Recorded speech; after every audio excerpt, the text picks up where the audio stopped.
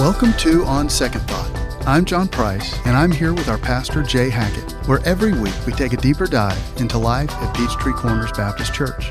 Whether we're talking about the latest sermon, upcoming events, or just whatever's on Jay's mind, this is your insider look at our church, our staff, and what makes PCBC your church on the corner. So join our conversation as we help you find community, purpose, and growth. Let's get into it.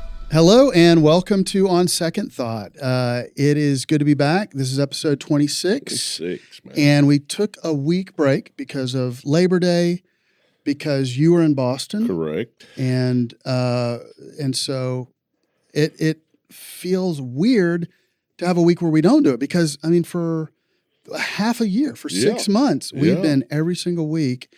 And I know that the four of you out there are enjoying it. So...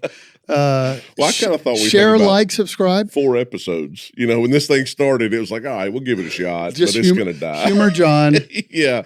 His ADD, he'll be fine. Move on to the next thing. Correct. Yeah. No, it's caught on, and we've been having fun doing it. Oh, man. So yeah, absolutely. Awesome. But tell us about the Boston trip. Yes. So we had 12 of us that flew up to Boston. Wallace did a great job of putting that trip together, and they call it a voluncation. Yeah. Because you do have some vacation that's kind of part of that, and going to the Boston Red Sox game, going on a freedom tour, that we got to do Sunday afternoon. But then Sunday night, you go back over to Kings Hill, which is currently meeting in the Hilton Back Bay there in Boston. And this year they had the largest crowd ever. They had 312 people that flew up to Boston to help with the big move. And one of the things they made very clear to us is our church calls this the big move. Boston does not call this the big move. So they were out. Yeah. Don't be telling everybody, hey, we're here to help with the big move. And they're like, what the heck is the big move? We don't have any clue what you're talking about. But no, we had an orientation for about an hour and a half. And they just kind of walked you through what to expect. And, and if somebody was like, no, we don't want help, back off. Don't push. Mm-hmm. But mainly everything they told us was going to happen happened. So it was really neat that they were able to. This is their 7th year, I think, of doing what they call the big move, and so they're like, "Hey, we've experienced everything across the board, so let me explain to you how this works." And then after orientation, we got to take 2 of their staff members to dinner that evening and hear their stories. Like each church? So each group basically got a staff member, if you will, or a volunteer that's part of their church that's helping out with this. And it was just neat to hear their story, because none of these people really grew up in Boston, but they were there and felt the call and just packed everything up and moved to Boston. When you and I went last year to kind of do a reconnaissance trip to check out the church. That was one of the neat things is that as they kind of let us know about their ministry, I call them kids. They're young 20s that are on staff, and they're sharing their stories about how they got to Boston, why they decided to stay and invest in Boston. Correct. And the church does a great job in trying to connect these kids, not just their staff, but their members who have young members who have decided maybe they graduated college or whatever to stay in Boston, who invest for the gospel. Mm-hmm. They gave us little cards with their pictures little and information, large baseball cards with the stats and the option to, you're not adopting a kid from a developing nation. You're adopting one of these folks and just encouraging them, praying for them, maybe a care package. So I loved that. Now and then. And it's something that wouldn't work at every church, but in that area, it works. Yeah. And it's a neat ministry. Yeah. So, and they're seeing about 200 people that are currently there at the Back Bay location. Yeah. They've just selected the new pastor to start the second location in Southie. Cool. And so he will be going there. He's right now putting his team together. His name's Robert. And so we got to meet Robert Ward and his wife. Was he on staff before or part no, of the team? No. They were talking about it when we were there last August. Okay. And now he has come on board. He and his family have officially moved.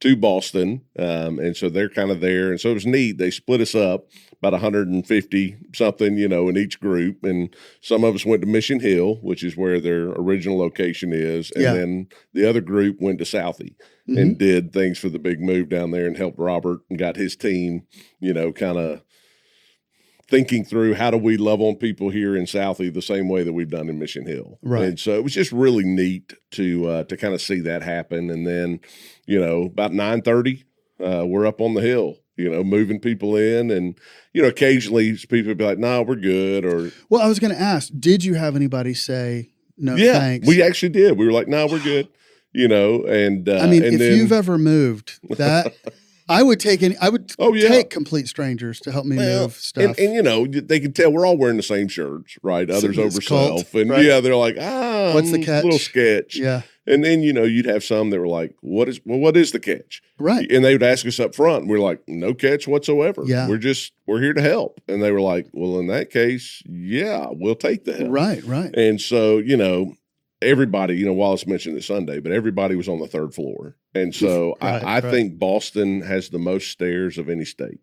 And I'm like, there's a new thing called an elevator that has been created, but all these houses were from like the 1900s. And so were built in 1901 and 1912. Wow. And so, the staircases are so small. And all day long, all I can think is pivot. Yeah. The Friends episode. Right. But we're taking, sofas up over the balcony because you can't get them up the stairs. Wow. Because they're so tight. But it was so much fun and just having great conversations. And people were like, so where do you live here in Boston? And we were like, we don't live in Boston. They're like, where do you live? And I was like, just outside of Atlanta. And they're like, all right, hold on. You flew up here just to help people move? And we're like, yeah.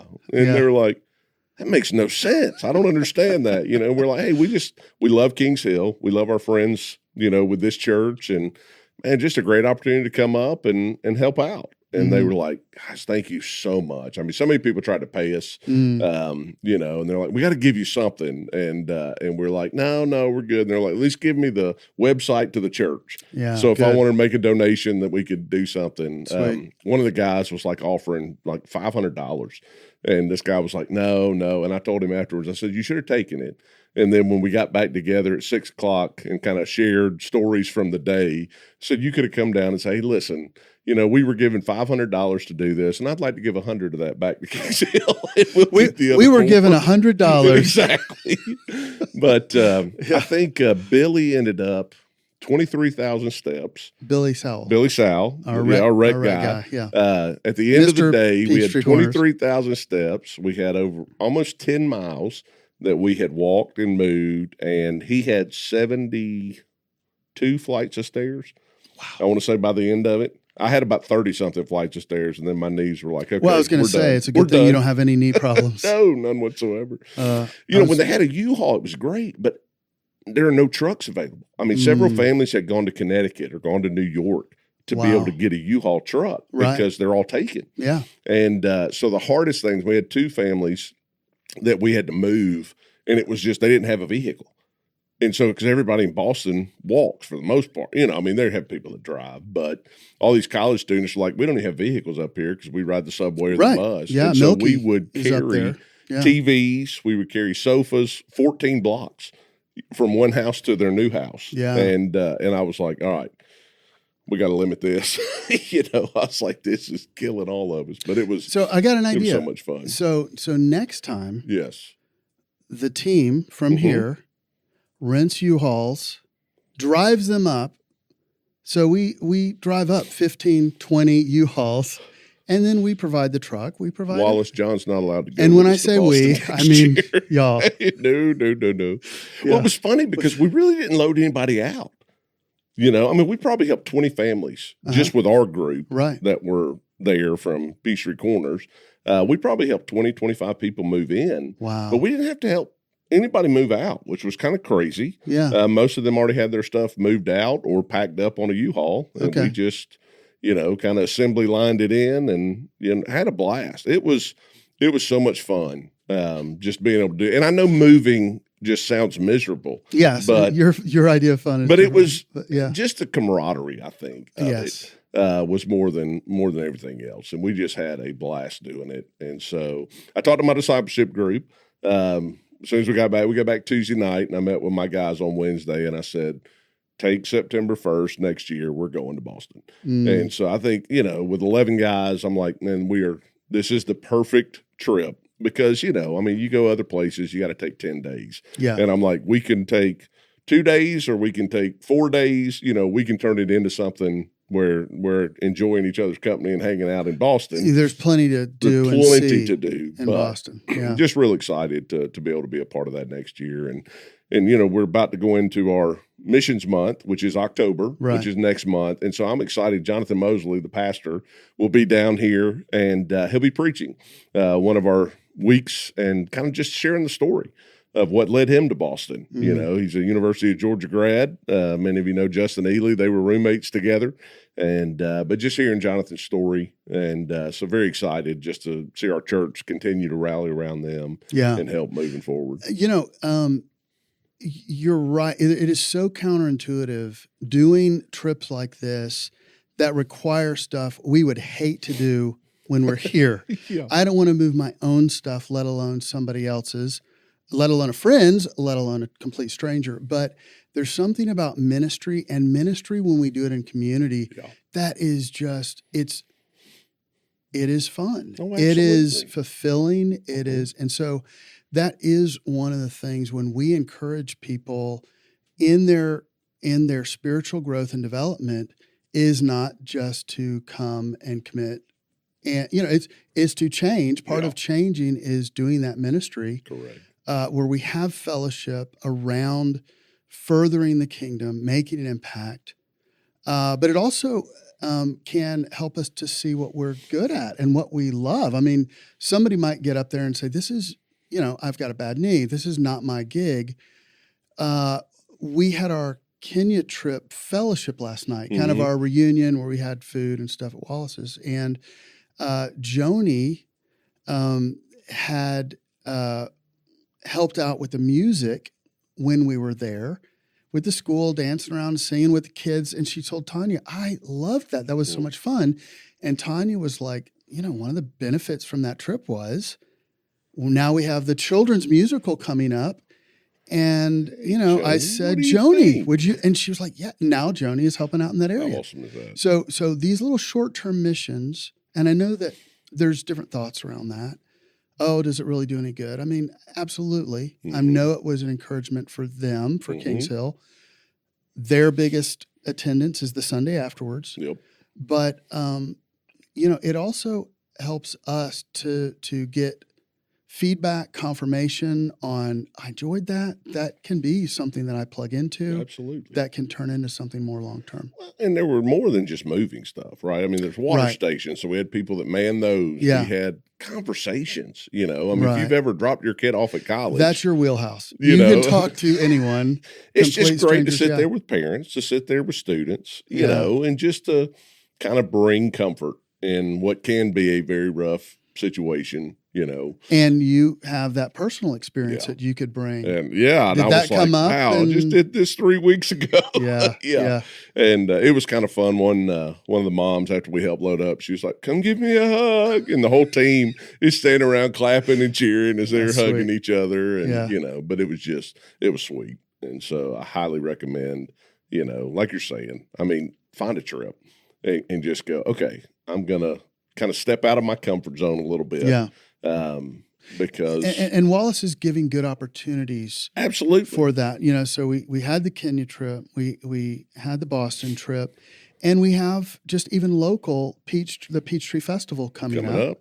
And so when we did that last year, I was just so excited to see how many of our folks came and stood at our booth and knew people. Oh, yeah. Even your network, being able to connect with folks that were like, I didn't know you went here. You went there. Where is this church? And the funny part to me was the number of people that were like, where is your church? It's like next to the wire. It's like, oh, my kids are in your sports. Yes. Or they're already attached to us. Okay. Yeah. Well, it's funny because if you never drive down Peachtree Corner Circle, you don't know where the church is. Right, yeah. And those of us who have been here forever, we're like, who doesn't know where this church is? Yeah, but most of the time you're talking to people and they're like, where's that? We're like, Yeah. do you know where the forum is? We're 2 Right. blocks down, Yeah. So there are, there are opportunities to be involved in the big stuff, the far away stuff, the close at home. Mm-hmm. We have our men's workday, breakfast and workday coming up at the end of this month, 27. September 27. Mm-hmm. Saturday morning, we're going to have a great breakfast. And then we're going to clean up some stuff around the church, do some projects, and depending on how many people we have, for just 2-3 hours, we'll donate some of the furniture that's just sitting in storage that can be used in people's homes with fully furnished, and some other things. So that's a one-day opportunity. There's ongoing stuff like the kitchen team. We had our first Wednesday night meal last week. 70-something people? 70 plus. We had a skeleton crew helping this first week, which was a little hairy, but we have noticed some ways to make it more efficient. We have more people joining the team. Nice. We had 2 brand new people who had not even been trained jump in. I had to leave them to clean up so I could go teach. And I came back and they were like, well, but crazy enough, they were like, we love this. We want to keep doing it. Yes. So, that's a plug for an ongoing opportunity for ministry, but it's also a plug for the Wednesday night meals. We had so many people excited. We had 2 camps. One, we're so excited that we're doing this again after a 15-year hiatus. And it's not maybe as much of an event as maybe having 2 full-time kitchen staff. Correct. But they were excited to have that fellowship time. And the parents with kids were so excited. Man, thank you. We didn't have to stop at a fast food place. It's cheaper than a fast food place. It's a good meal. And so we're excited to bring that. If you haven't done that yet, pre-register and prepay by noon on Mondays for that Wednesday's meal. And I'll tell you, just doing student ministry for years and years and just anything with signups, people wait till the last minute to sign up and they'll sign up and not show up. The pre-register, prepay was amazing. Huge success. Everybody showed up. Yeah. That had prepaid. Absolutely. And if they couldn't be there, they sent somebody for a to-go box.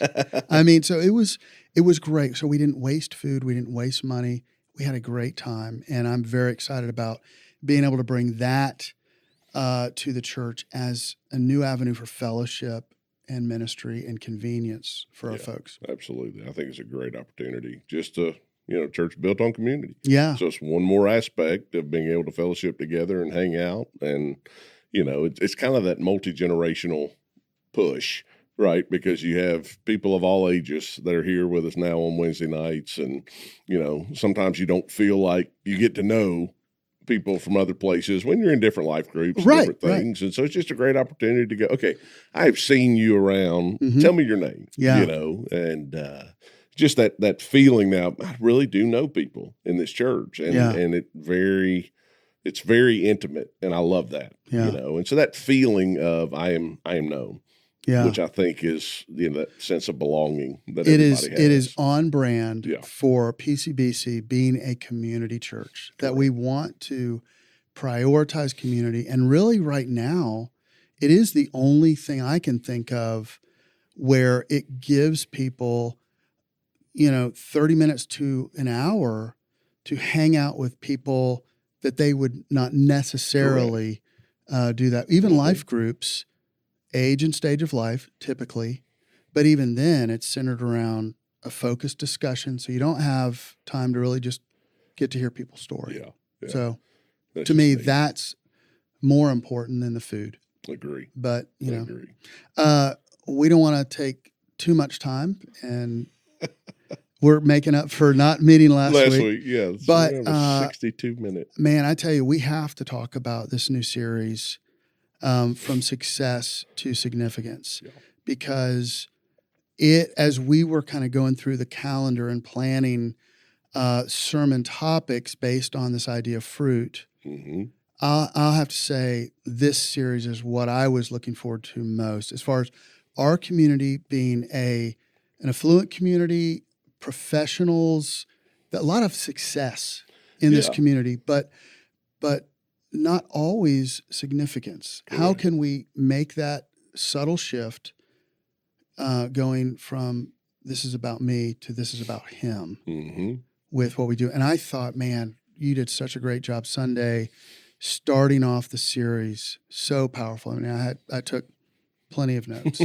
and not notes as in I have notes. So we're gonna notes. Yeah, we got to fix this. You could have done right. No, I mean, I thought it was very good. And it's hard, right? Sometimes to think about that. And so, it's like, all right, I've got to win, or I've got to do this. I've got to develop. I've got to build and build and build. My platform. Yeah, that's kind of the buzzword. And success in and of itself is not wrong.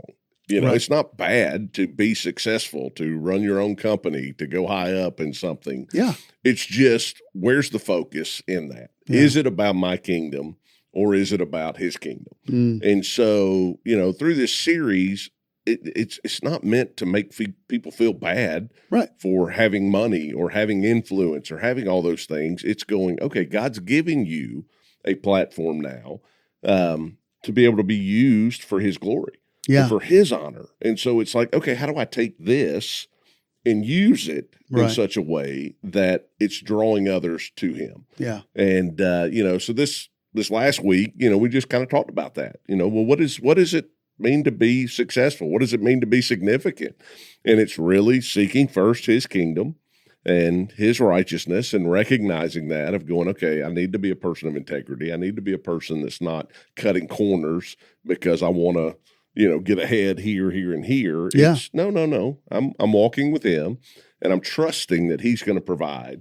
That's his promise, that I'll give you exactly what you need, and to be able to be used by me in a powerful way. And it's almost that picture of open hands, right? It's like, if we have open hands, God goes, I can put more into it, as well as, I know you're not looking at it going, mine, I'm going to hoard this. Yeah. It's no, you've given me a blessing to be a blessing.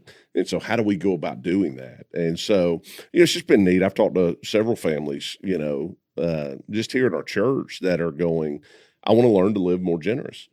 I'd like to give away 80% of what comes in the door and live off of 20. Right. And me and my 50-year-old mind, I'm like, I don't think I could do that. Just like in the moment, I'm like, oh God, what would I do in that situation, Lord? How do I think differently to go, I want to do that? And I've sat through, so many things with Dave Ramsey and all those money gurus that I've been to conferences, and they're like, that's my goal. My goal is to teach people that have plenty of wealth to live off 10% and give away 90. Yeah. And, and it's that whole. Well, and that's what Rick Warren, when he wrote and published Purpose Driven Life, the second highest published and printed book other than the Bible in history. That could be a little heady. Yeah. But that he did not change his lifestyle, drove the same truck, lived in the same house, and reverse tithed. But that first decade was about the affluence, maybe. And then that next decade was about influence. How can I use the success to be even more significant? Not that book wasn't significant in many people's lives, and really kind of bridged into the secular world. A lot of people that weren't believers read that, and it made a big difference. Big difference on their life. But that idea of success, I think it's very natural and normal for us to think that is going to bring fulfillment, happiness, peace.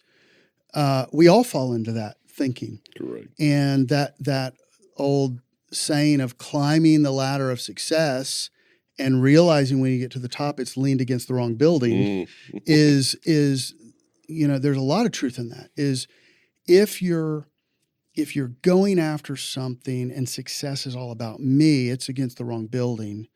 And so I'm excited about hopefully getting people to think in an area where there's people that are working hard, they're very successful. Absolutely. what are you doing? Why are you doing it? How can it be something that when you get to the end of your journey, because you brought up legacy, that you can say, wow, what a ride. And how much better was it because I did it for him and his kingdom than for something as temporal as myself, which actually wasn't as fulfilling as I thought it would be. Well, and when you get older, you start thinking more about that, right? Yeah, Because you recognize success does fade, right? but significance lasts, and it's like, man, what do I want to be remembered for? And it doesn't have to be my name in lights, somewhere, but it's my family.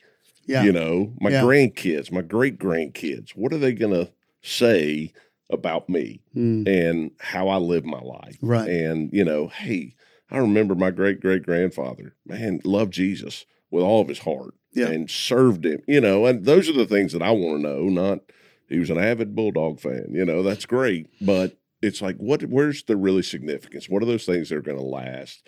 That, Proverbs tells us that a wise person leaves an inheritance to their children's children.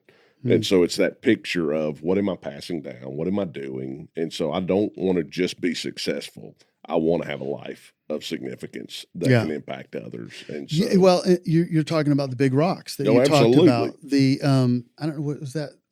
7 Habits. Did that come from there? I mean, I've seen it in several it was locations, used in that book, right? But the idea of the big rocks first, and I mean, you brought that up again, and I heard it before, but it did get me thinking: what are the big rocks in my life, and am I living such a way to put them first? And no. I mean, having ADD, I have interest in a million things, and part of ADD is having an unrealistic expectation of what you can get done in a certain amount of time.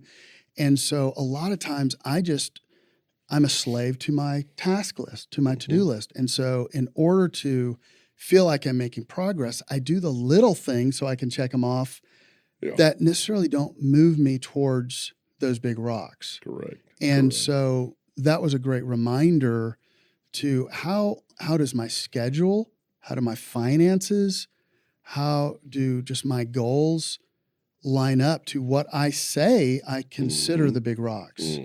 And so I think that was a check for all of us that I'm looking forward to you kind of dialing in more. What are those 80-20 kind of things that you can do? 20% effort to accomplish 80% of, and there's been stats on that in spiritual life that just reading God's word every day, 4 or 5 days a week even, and not like commentaries and study, just reading that little thing, how that affects every area of your life, your evangelism, your temptation, heart protection, relationships, and learning those little hacks for how to line up those big rocks first. And as we said, Sonny, it's direction, not perfection. Yeah. Right. You know, so those big rocks are what gives us the direction. Yeah. And goes, okay, I'm heading in the right direction. I'm putting what matters first. Yeah. My time alone with God, my family, the little things that are beginning to line up. And then you go, okay, now hopefully there's some margin for some of the pebbles and the sand and the water and the different things that kind of come in, but it's not at the expense of the things that really matter most. Because what we tend to do is chase after the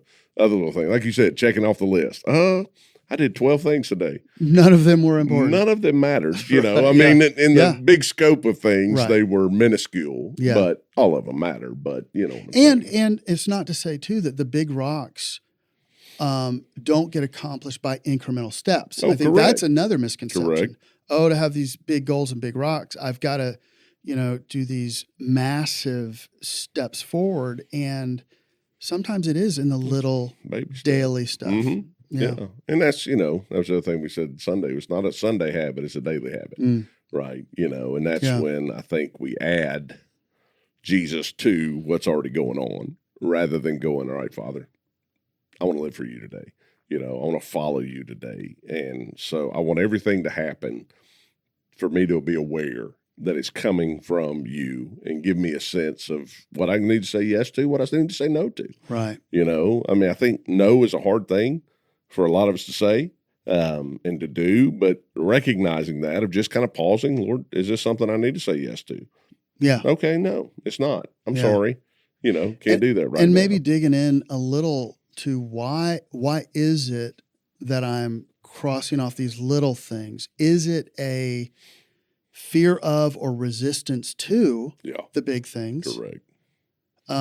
Or is it a need that I'm trying to fill in validation, whether it's self-validation or validation of others, of doing all these little things that truly aren't big rocks. They don't move the ball down the field. Well, you being a student leadership guy, like I was back in student ministry, doing the different things. It's the old swallow the big frog first, mentality of going, okay, you got to do the hard stuff first sometimes. Yeah. And that's what takes work, right? It's like, well, if I do get along with God, there's going to be some conviction. I know there's some sin. I know there's some things that I'm wanting to do that I don't really want to hear from him on right now, or it's work on the family. We're not at a good place right now. I don't want to, and so it's almost like we put off some of the bigger rocks sometimes because we know it's going to take some work. And so it's like, well, these things I can easily knock off and just boom, boom, boom, boom, boom. I can feel good about myself. I can do whatever, but it's like, no, hold on. Let's shift. What needs to change, because for some of us to go from success to significance, we're going to have change. And we're like, I don't want to change what I'm doing. What I'm doing is working, or what I'm doing is this. And so, my prayers throughout this series that God will begin to just kind of pinpoint some things to us, and that we wouldn't run from it, but we'd run towards it and go, all right, Lord, let's not play the games. Let's get serious. How do I live a life of significance? First and foremost in my home, and then in my business, where I live, where I work, where I play. I want everything to become something of significance rather than just success. Yeah. Yeah. Well, if you were not here this past Sunday, do yourself a favor and make sure you look online to watch Sunday's message, to just kind of set up for this series, because it is, I think, truly going to be a powerful series as we just realign, take stock in kind of where we're putting our effort and our energy, and just see what God will do and how He will show up when we put Him and His kingdom first. Amen. But anything else you want to add? We've covered a lot of ground. Covered a lot, yeah. I tell you, I think we're good, man. Yeah. Let's roll. All right. Well, thank you for joining us on this episode. And as always, we appreciate all that you do, being a part of PCBC. It takes all of us in the giftings that God has given us and the passions and abilities to get plugged in to help ministry happen here in the church, in the community, and around the world. And we hope that you have a great rest of your day. And just thank you for being a part of what we do. God bless. Well, that's it for this episode of On Second Thought. Thanks for hanging out with us. If you enjoyed the conversation, be sure to like, subscribe, and share this with a friend. If you have a question or thought, drop it in the comments below. We'd love to hear from you. If you'd like to find out more about your church on the corner, check us out at pcbchurch.org. We'll be back next week with more. So until then, have a great week and God bless.